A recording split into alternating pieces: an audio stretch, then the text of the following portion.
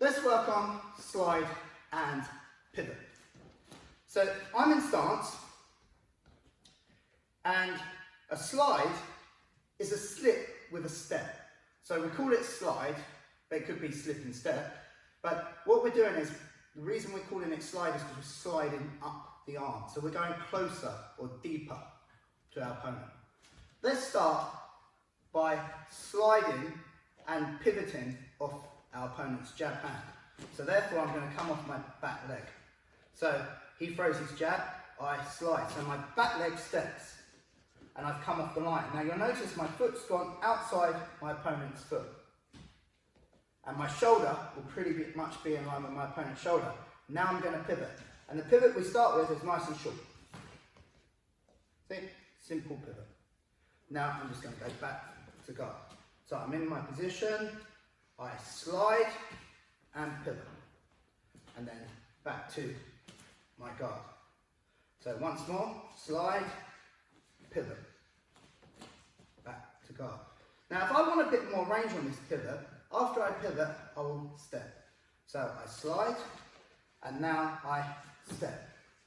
And you see I've come off to the side, because this gives me angle for a head kick. But if I wanted to, I could double step backwards more, which gives me more of an angle for punching, because I've loaded up the shot. So you see the body positioning can be a little bit different at the finish. Okay, so slide, boom, step, then back to our guard. When I'm going to come off the other side then, I'm going to slide. Now notice my foot follows the same rule. It's outside my opponent's foot, my shoulder's in line with his shoulder. Now I'm going to pivot. So I'm in my stance, I slide, pivot, then back. Once more, slide, pivot, and back. Let's have a look at how this will work if I just borrow Harry and he replaces my shoes. So you'll notice here then, if Harry throws his jab, I slide. My shoulder is going towards his shoulder. It doesn't matter how close it is, it could be right the way up, or it could be just down, a little bit further. My foot is outside his foot. Now I do is pivot. Now you see I'm controlling him. I'm open for like all sorts of strikes, elbows, knees, sweeps. Let's go back to guard.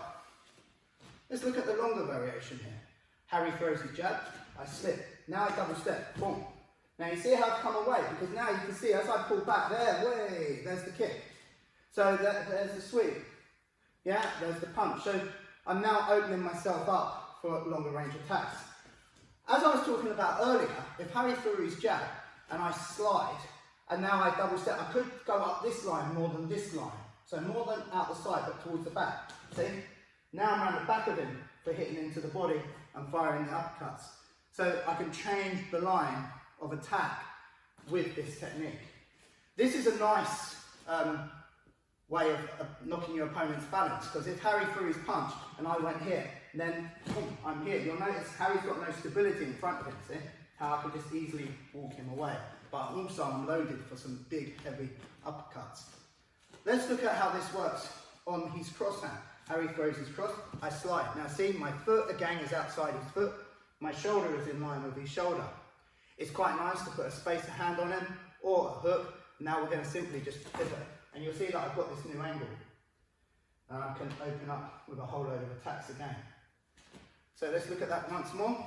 Harry throws his cross, we slide, then we pivot. So, lovely technique, slide and pivot. Yeah, fantastic piece of footwork that you can't ignore, that you have to practice. Okay, so crack on and get going.